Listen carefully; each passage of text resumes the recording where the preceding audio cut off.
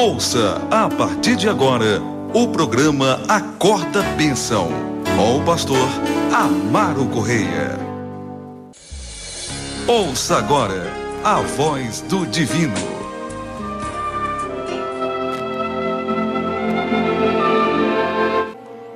Glória a Deus. Pois bem, agora nós vamos colocar em dia a abordagem de Mateus capítulo 8, que obviamente vamos dividir esse também capítulo em 2 ou 3 ministrações, não sei, né? Para, em nome do Senhor Jesus, os irmãos terem o que nós pudermos, no pouco tempo que temos aqui, subsídio teológico, doutrinário, apologético, em o nome de Jesus. Em o nome de Jesus. Amém? Glória a Deus. Louvado seja o nome do Senhor. E nós vamos começar. Claro, tem ensinamentos de Jesus aqui, obviamente. Mas a partir desse capítulo 8 que nós vamos ter uma série de milagres. Contados assim especificamente, porque nós já vimos que, glória a Deus, milagres já haviam acontecendo desde quando pela Galileia Jesus chamava os discípulos. Vimos isso em Mateus capítulo 4, quando, andando ali pelas margens da Galileia,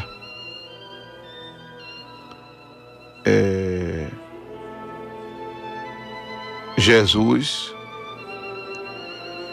ficou bem afamado, inclusive por toda a Síria, que levavam os que padeciam, acometidos de várias enfermidades e tormentos, bem como os endemoniados e lunáticos e os paralíticos, e ele os curava. E uma grande multidão os seguia da Galileia, de Decápolis, de Jerusalém, da Judéia e da além do Jordão. Mateus capítulo 4, versículo de número 24 e 25 diz isso. E aí houve aquela ida de Jesus ao monte, onde ele faz o seu sermão, né? Louvado seja Deus. Sermão esse que já abordamos,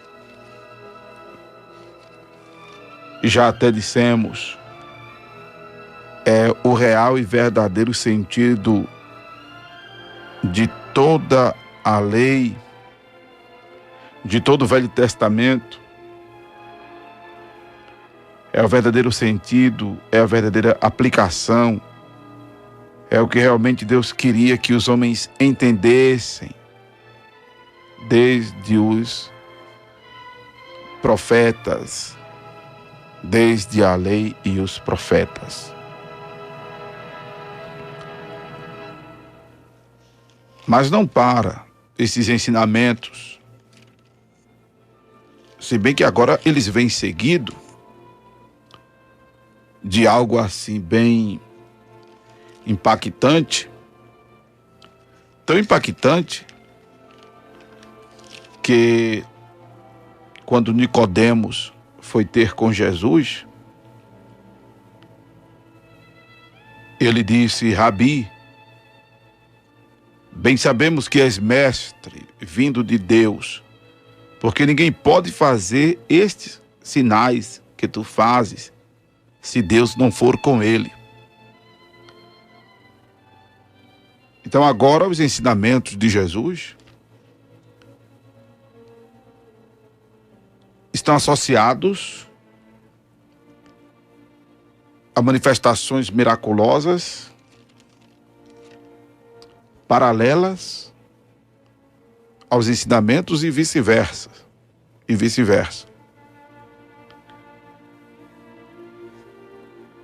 Porque é importante que haja tudo isso na evidência da expansão do reino, na pregação do evangelho, na celebração, numa liturgia, no ministério, em um culto.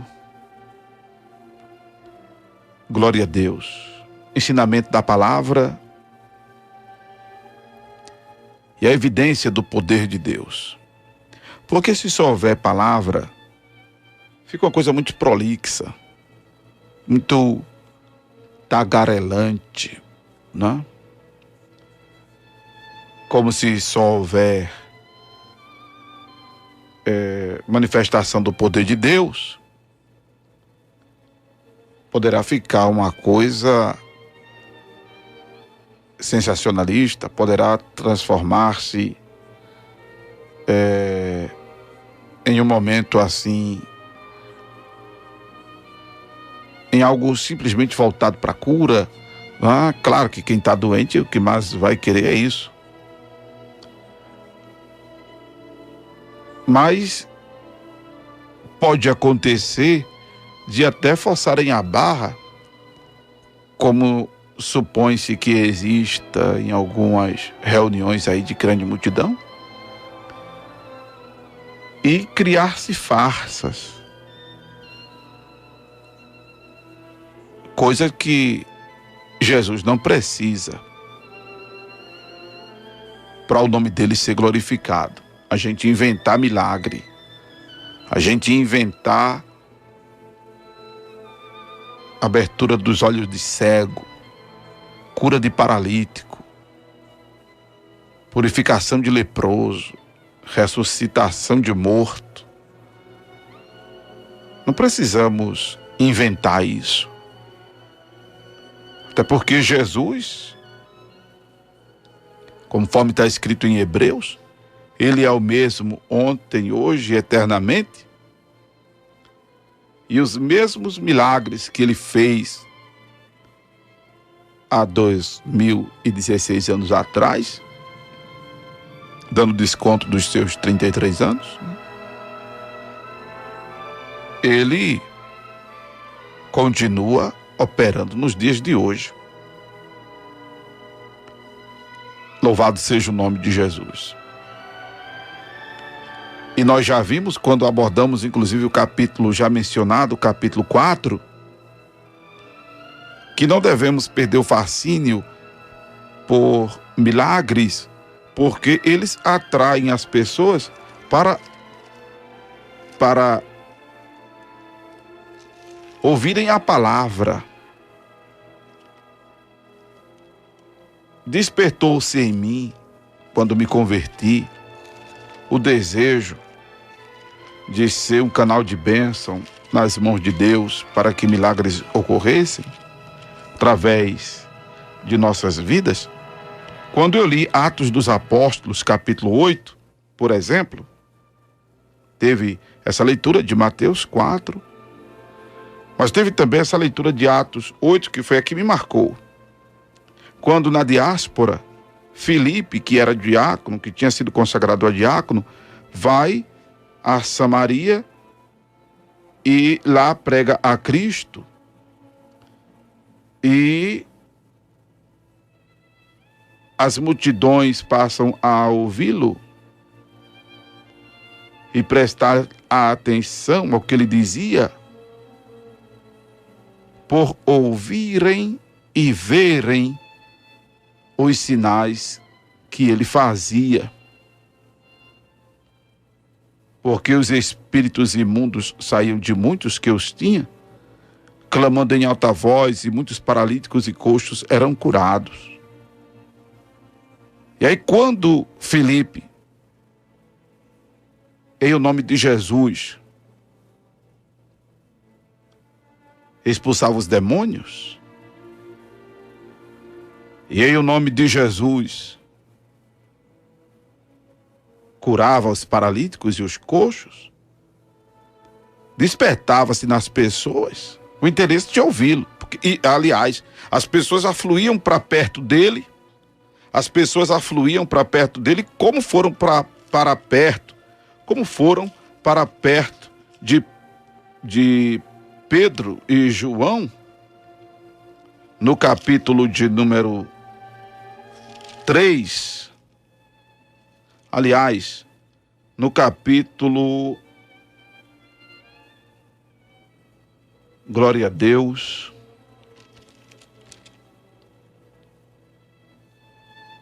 no capítulo 3 de Atos, isso mesmo,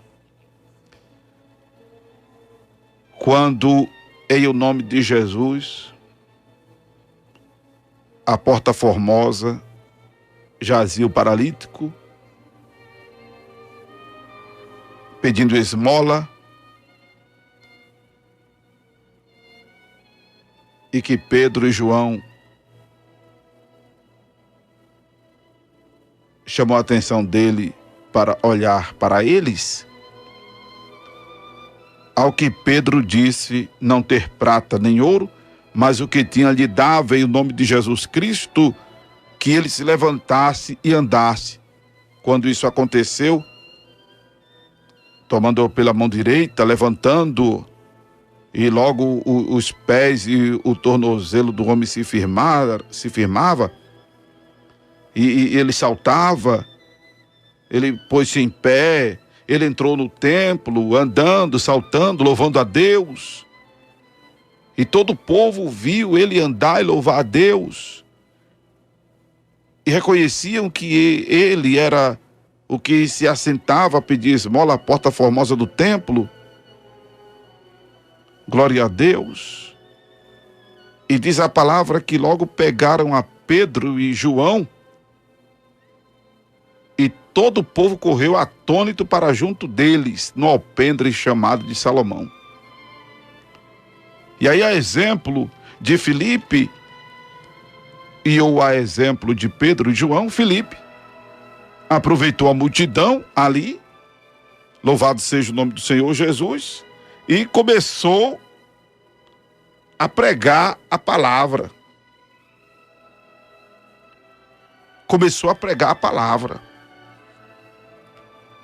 Que é a grande falta, entre outras problemáticas que existe no movimento neopentecostal nos nossos dias, a aglomeração de pessoas sem a ministração da palavra. É o grande problema do movimento sincretista que está acontecendo no segmento evangélico. A falta da palavra, como a falta de uma essência da manifestação divina, onde as pessoas vivem respaldadas em ilusão, em sensacionalismo, em emoção.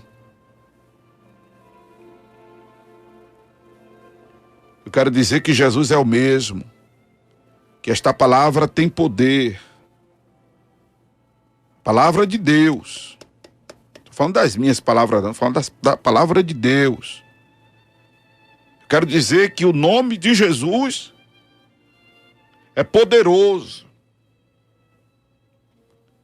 E que esta palavra não volta vazia, sem fazer o que lhe apraz e prosperar naquilo para que ela é designada. Recentemente eu vi o testemunho, havia um culto na rua 6, no Alto José do Pinho, na casa da nossa irmã Nininha, como vocês sabem, e esse culto acabou. Esse culto, por determinação da nossa irmã mesmo, o culto parou de acontecer lá na Rua 6. Mas eu fiquei sabendo que algumas pessoas estão sentindo falta desse culto lá. Um vizinho paralítico, que eu nem sabia disso, e certamente outras pessoas não sabiam, procurou um dos irmãos e disse: estou sentindo falta do culto aqui nas quintas-feiras, porque mesmo sem poder ir ao culto, mesmo sem poder me aproximar de onde se processava o culto, eu daqui ouvia a palavra. Fiquei sabendo também de um rapaz que usava drogas, e mesmo sem se aproximar, por vergonha dele, porque a gente recebe, a gente aceita, a gente abraça as pessoas com seus vícios, não é? As pessoas com seu modo vivendo. O evangelho é lugar de aceitação. Romanos capítulo 15, a gente aprende isso. E ele, mesmo à distância,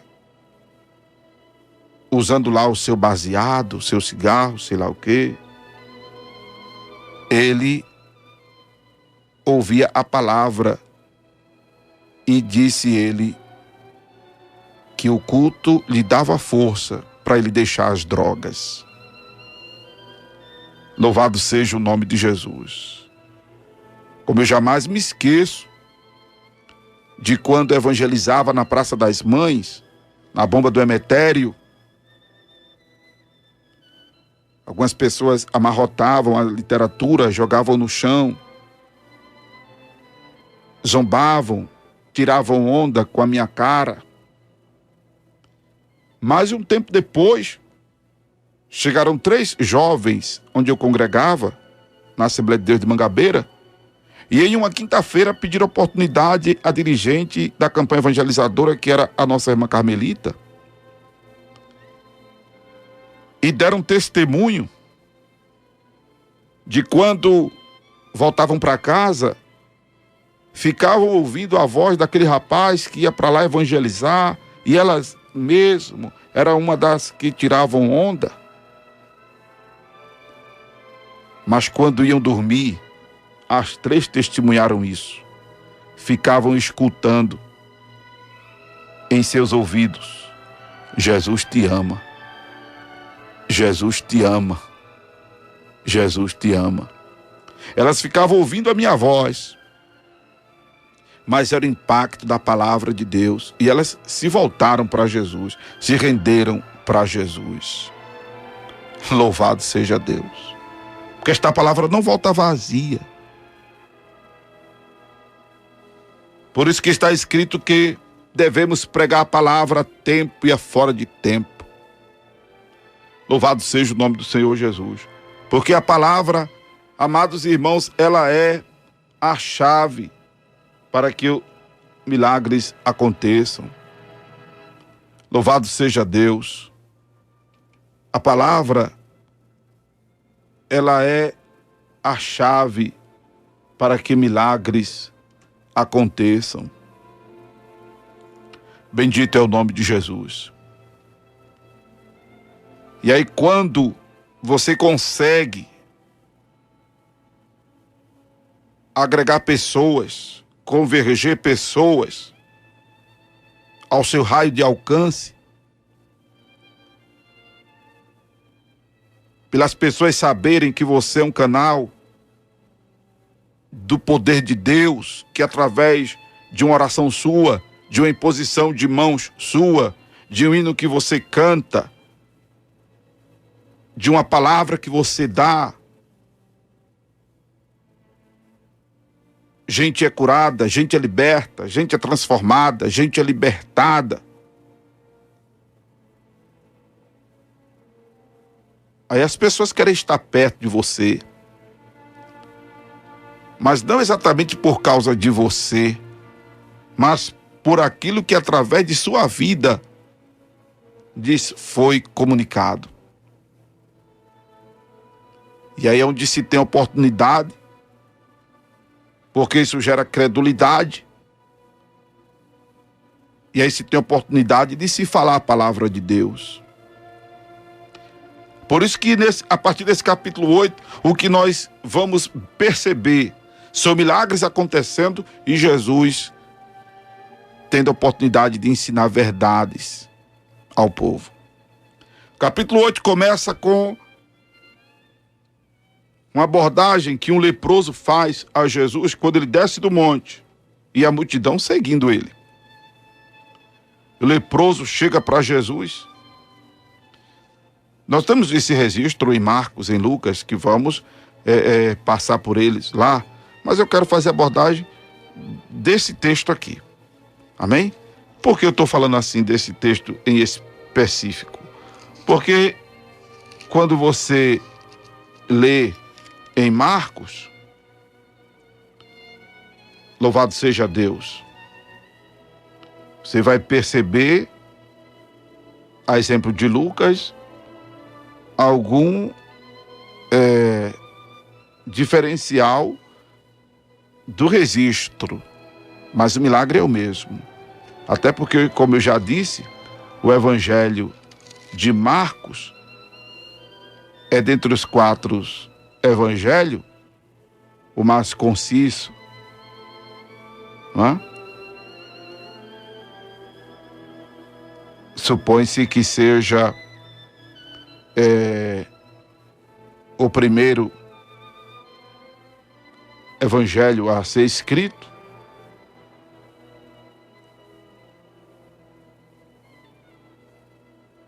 do qual Mateus e Lucas extraíram informações também para compor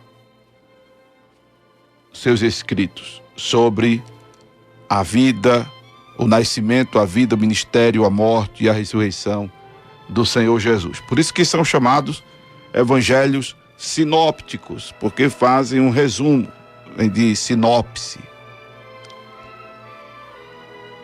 E não será para nós enfado nenhum, mesmo lendo Mateus, depois ler Marcos, ler Lucas, mesmo com a repetição dos episódios neles registrados. Então vamos nos deter ao livro do momento, Mateus. O paralítico, o leproso chega ao Senhor Jesus, o abordando, se o Senhor queria, aliás, dizendo, se queres, pode tornar-me limpo. Não era assim Jesus queria simplesmente torná-lo limpo. Era haver em Jesus potencial para isso. Não é? Do tipo assim, o que impede de o Senhor me purificar? O que impede de o Senhor me curar? Jesus quis dizer para ele, quando disse quero ser limpo, Jesus quis dizer para ele, nada impede. Porque em Jesus há poder. Em Jesus há poder de fazer o milagre acontecer. É óbvio que, a princípio, a grosso modo, respaldado na declaração de Deus, que o pensamento que ele tem para conosco é de paz, é sempre um pensamento bom, mas nele está o querer e o efetuar. Louvado seja Deus, nele há o poder.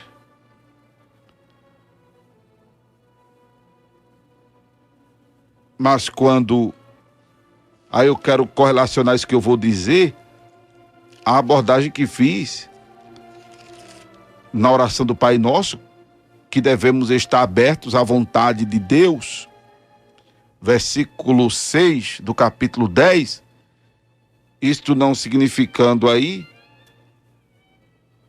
Mateus 6:10, que não possamos dizer ao Senhor o que nós queremos que Ele faça, mas está aberto à vontade dEle. Ou seja, independente do resultado da oração, sermos-lhes gratos. Por que eu estou dizendo isso? Por exemplo, vou contar um caso mais recente. Sabem vocês que a Eixila, cantora e pastora, se não me engano, perdeu o filho de 17 anos, vitimado por meningite. Quantas vezes o pai, os irmãos, familiares não oraram para Jesus curar aquele jovem?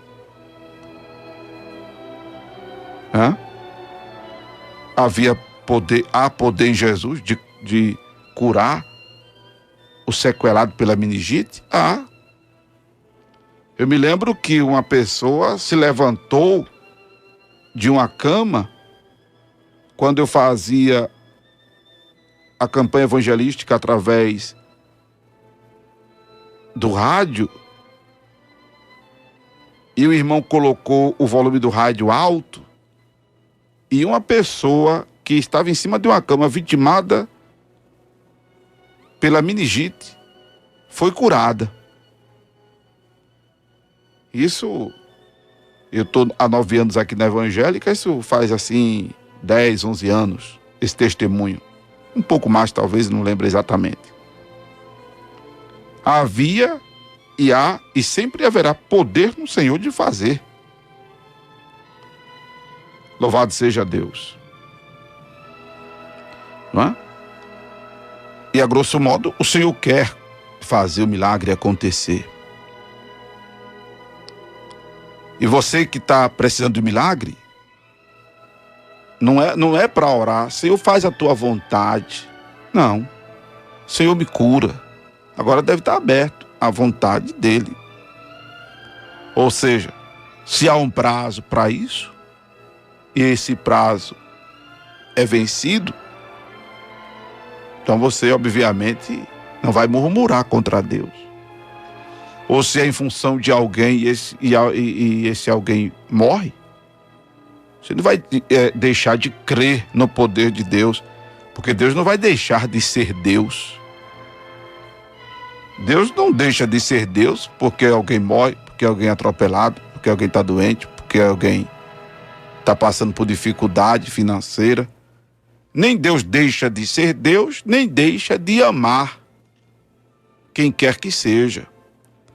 Volto a dizer nesta madrugada, porque em meu espírito vem a palavra para dizer a você que está aí do outro lado: não viva aferindo o amor de Deus, não viva aferindo o amor de Deus por alguma situação, problema que você estiver enfrentando. Do tipo assim, eu acho que Deus não me ama, porque eu estou passando por isso e por aquilo outro. Para com isso, irmão, em nome de Jesus. Porque a palavra de Deus nos diz que Deus prova o seu amor para conosco, em que Cristo Jesus morreu por nós, pecadores. Então não viva aferindo o amor de Deus por você por uma coisa temporal, por mais problemática e dolorosa que seja esta coisa. Porque Deus evidenciou de maneira inexpressível o seu amor para conosco, quando Cristo Jesus morreu por nós, sendo nós pecadores. Amém? Então está aqui o ensinamento de Jesus, que chega para o leproso. Quero ser limpo. Glória a Deus.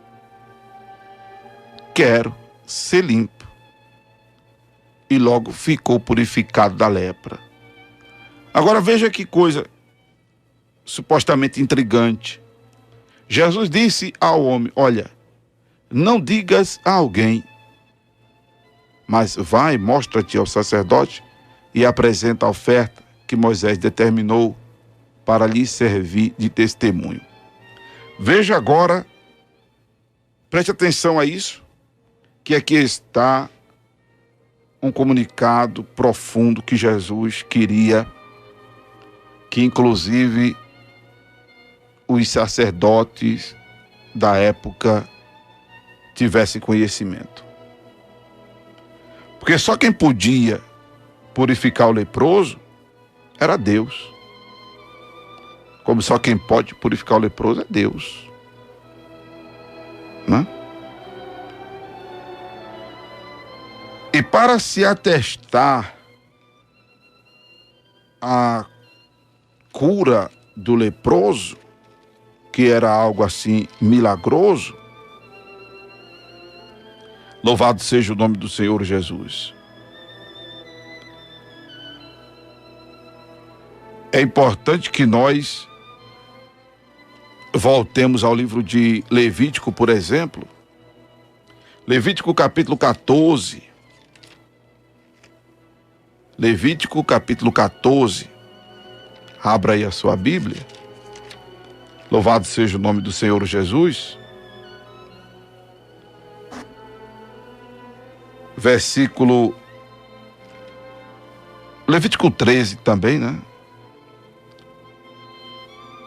Onde há menção de 7 formas desta doença de pele, geralmente considerada uma moléstia diferente da atual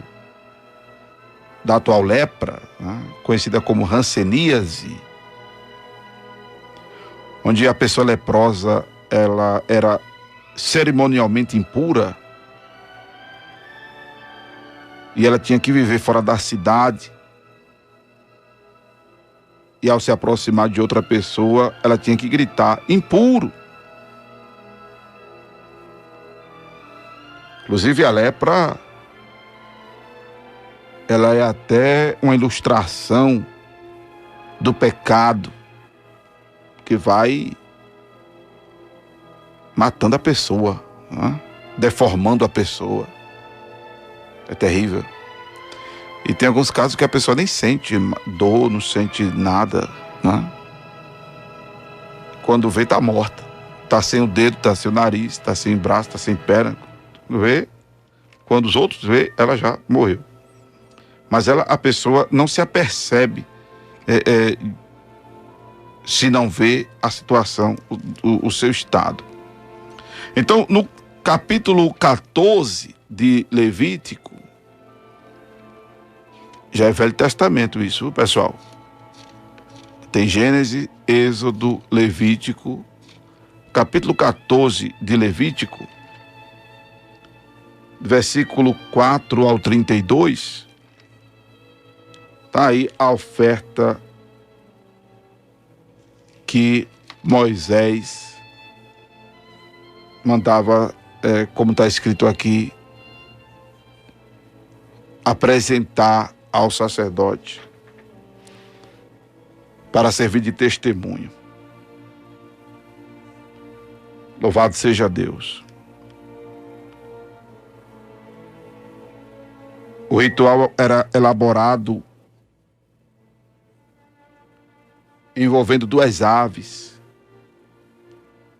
Uma era morta como símbolo da purificação e a outra ave era solta como símbolo da libertação recém-encontrada pelo indivíduo, pelo fato dele viver isolado, né? E as outras partes do ritual eram a raspagem e a lavagem e a apresentação de oferta pela culpa, pelo pecado.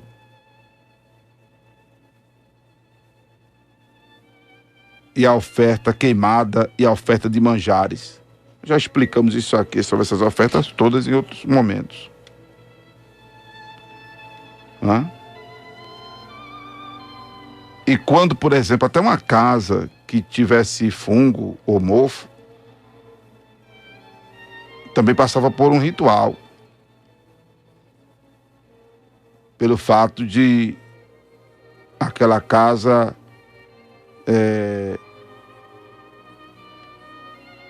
o ritual de purificação de uma casa era o mesmo que o primeiro estágio do ritual de purificação do leproso. Aí quando isso acontecia de a pessoa ficar curada, este cerimonial todo servia de testemunho que foi Deus quem tinha feito o milagre. Quando Jesus manda o leproso procurar o sacerdote, aí sim, ele teria que dizer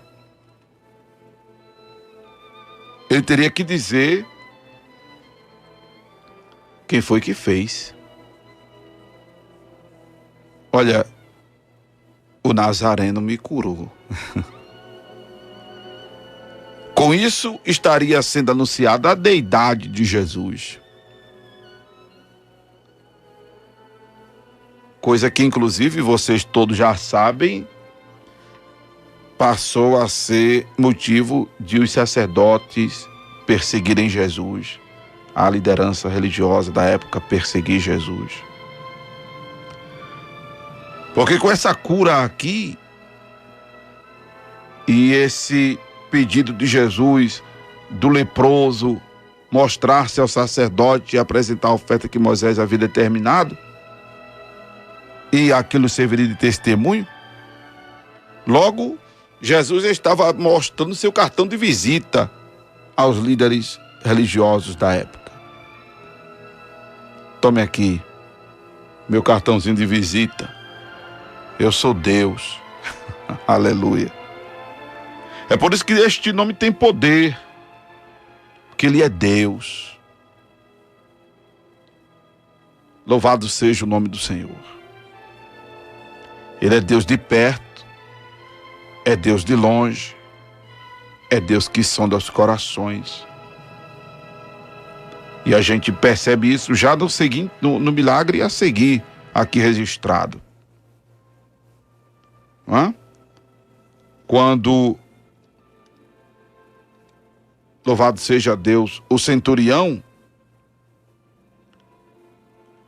o homem de Cafarnaum, que é tido como uma das cidades impenitentes, é um lugar onde Jesus operou muitos milagres e as pessoas não deram crédito a ele. É Cafarnaum, Betsaida e Corazim. É a lista das cidades impenitentes, está na lista. E este homem que cuidava de 100 soldados,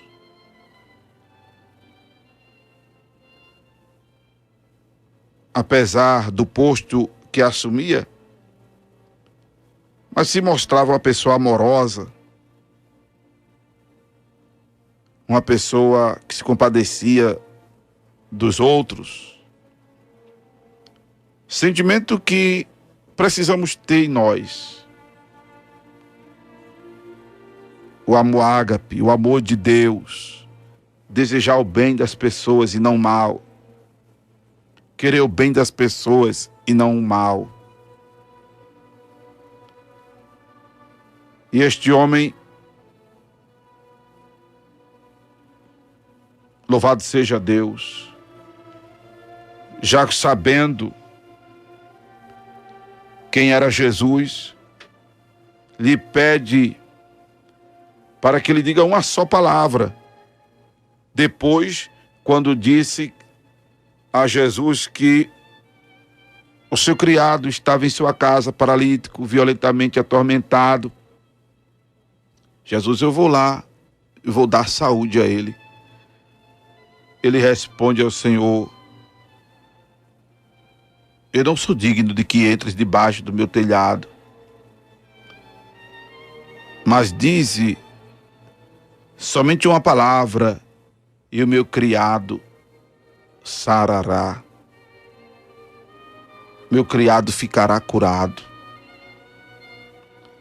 Pois também eu sou homem sob autoridade, tenho soldados às minhas ordens. Eu digo, a este vai, ele vai, a outro vem, ele vem. E ao meu criado faz isto, ele faz. Mas olha, Senhor, eu sou homem sob autoridade. Eu tenho pessoas acima de mim. E aquilo poderia comprometê-lo. socialmente. Jesus depois traz um ensinamento com relação a isso, mas a princípio Jesus se maravilha da fé daquele homem e diz aos que os seguia, diz aos que o seguiam a Jesus: olha, em verdade vos digo que nem mesmo em Israel encontrei tanta fé.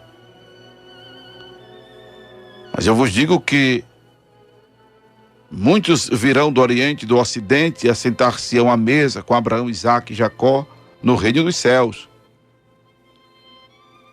E os filhos do reino serão lançados nas trevas exteriores. Isso aqui Jesus está se referindo aos judeus, que diferentemente deste homem gentil, rejeitavam a messianidade de Jesus, rejeitavam o cumprimento da profecia de Isaías, que a virgem teria concebido à luz ao menino cujo nome seria Emanuel.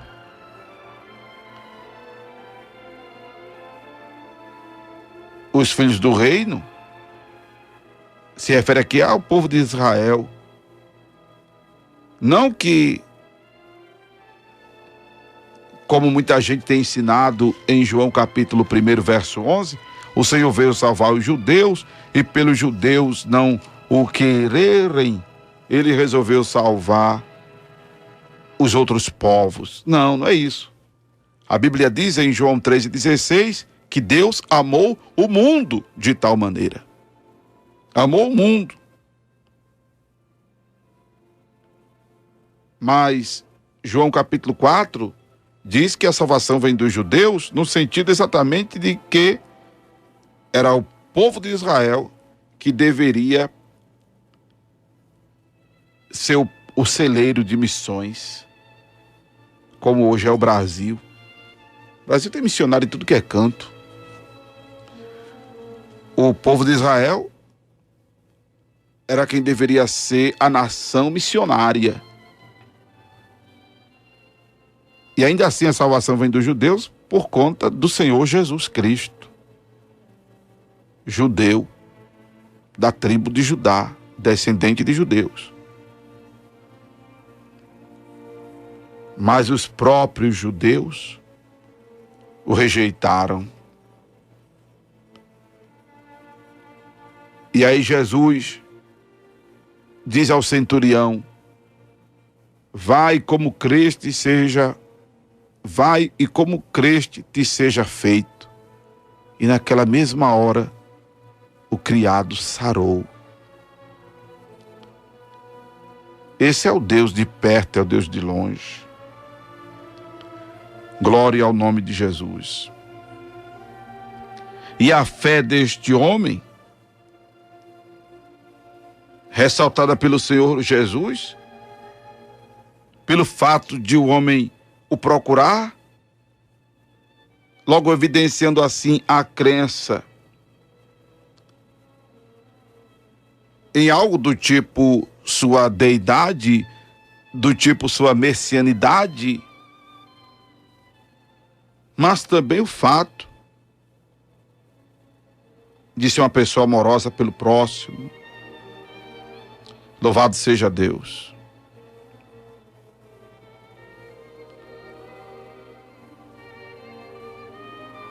E isso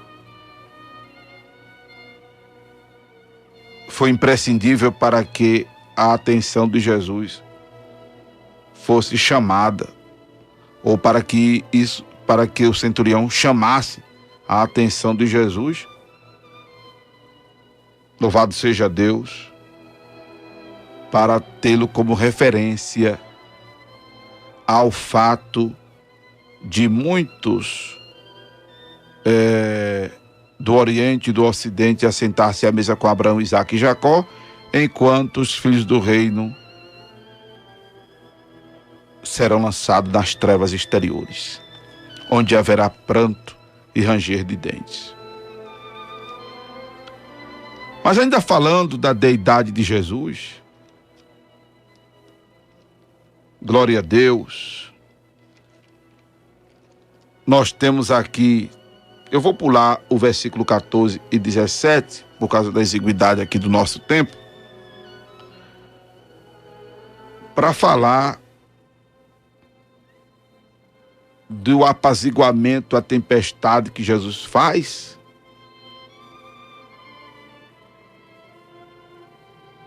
E a célebre pergunta feita pelos que estavam com ele no barco, quando no mar se levantou uma grande tempestade, que o barco era coberto pelas ondas, ele dormindo, Jesus, e os discípulos o despertam: Senhor, salva-nos que perecemos. Ao que ele lhes diz: por que temeis, homens de pouca fé? E levantando-se, repreende os ventos e o mar, e segue-se uma grande bonança. Os discípulos se maravilham, mas questionam: quem é este, que até os ventos e o mar lhe obedecem? Aleluia. Havia ainda um desapercebimento, havia ainda uma falta de entendimento da deidade de Jesus. É quando Jesus, louvado seja Deus, no capítulo de número 8 de Mateus se registra, em Marcos se registra, no capítulo 5, e quando você lê em Marcos capítulo 5 os detalhes deste registro, você percebe que os demônios que estavam no homem, no Gadareno, era uma legião. Estima-se que uma legião seja de 3 a 6 mil soldados. Então era um quantitativo de demônio nessa numeração aí. Os demônios falavam com Jesus, o chamando de Filho do Altíssimo. Chamando-o de Filho do Altíssimo. Louvado seja Deus. Foi por isso que Jesus mandou que eles se calassem.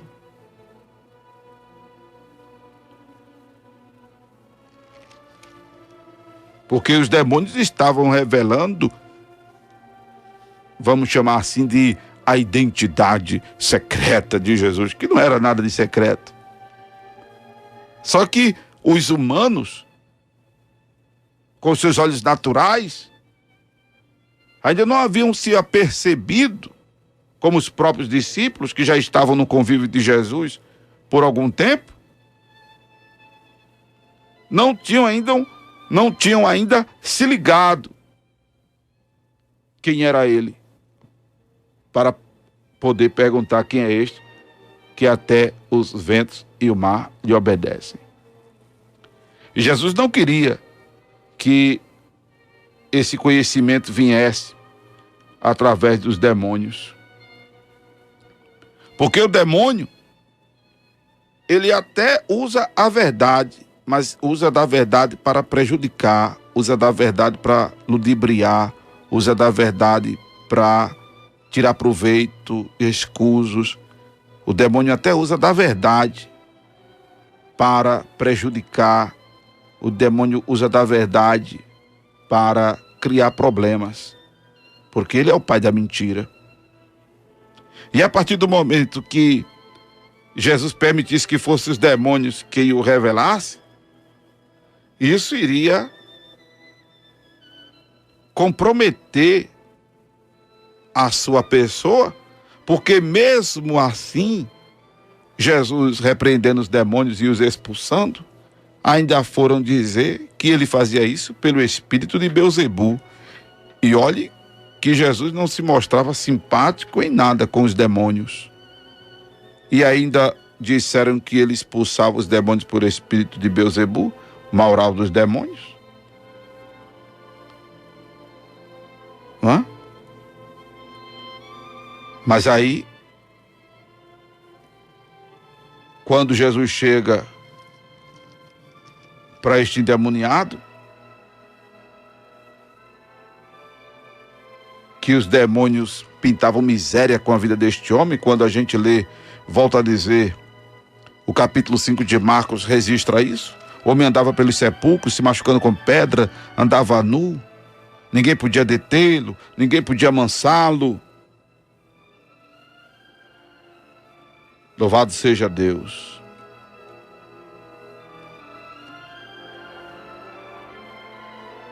Louvado seja o nome do Senhor. Mas Jesus expulsa os demônios que estavam naquele homem. Agora, observe, como eu disse, vamos nos concentrar aqui, apesar de eu já ter citado Marcos, mas o texto aqui de Mateus. Quando eles chegam à província dos Gadarenos, o endemoniado que saiu do sepulcro clama em alta voz: que temos nós contigo, Jesus, Filho de Deus? Versículo 29. Louvado seja o nome do Senhor.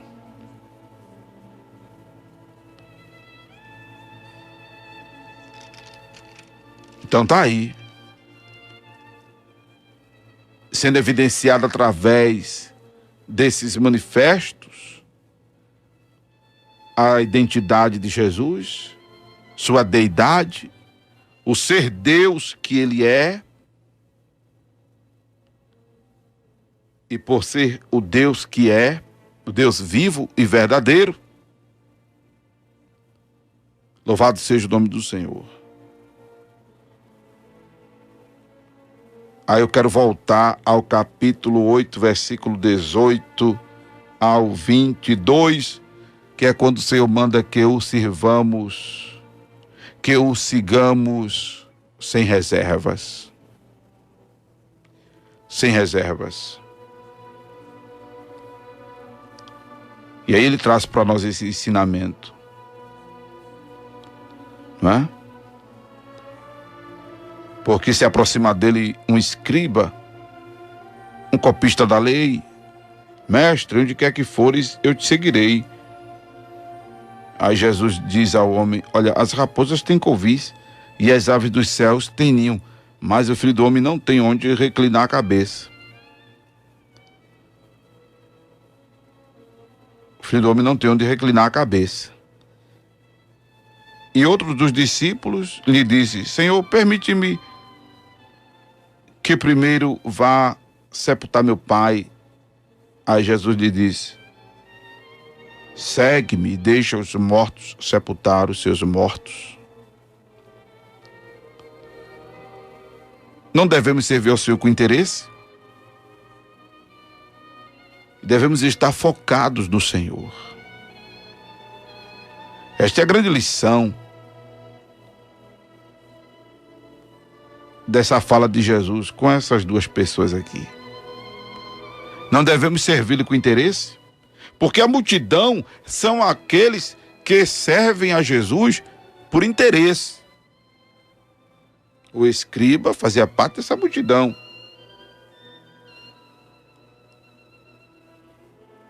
E o outro era um discípulo. E aí a palavra para o discípulo, porque supostamente o discípulo já deixou tudo para trás. O discípulo já abandonou o barco, já abandonou a rede de pesca, quando ouviu Jesus dizer: vinde após mim e eu vos farei pescadores de homens.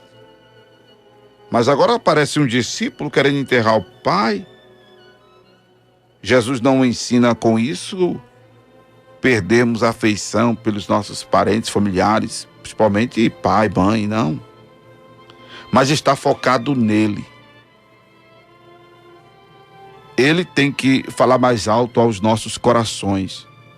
não deve ser o cônjuge, para o homem não deve ser a mulher, para a mulher não deve ser homem, para pai não deve ser filho, para filho não deve ser pai, porque em outra oportunidade a gente vai até ler Jesus dizendo: quem amar mais a pai, mãe, irmão, propriedades do que a mim, não é digno de mim. Ele tem que estar no centro das nossas atenções.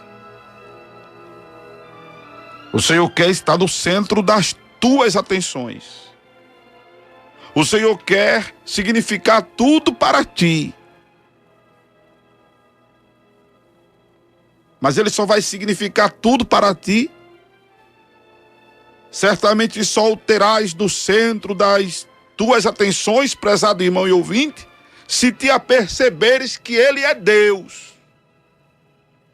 Ele é aquele cujo firmamento anuncia as obras de suas mãos e os céus manifestam a sua glória.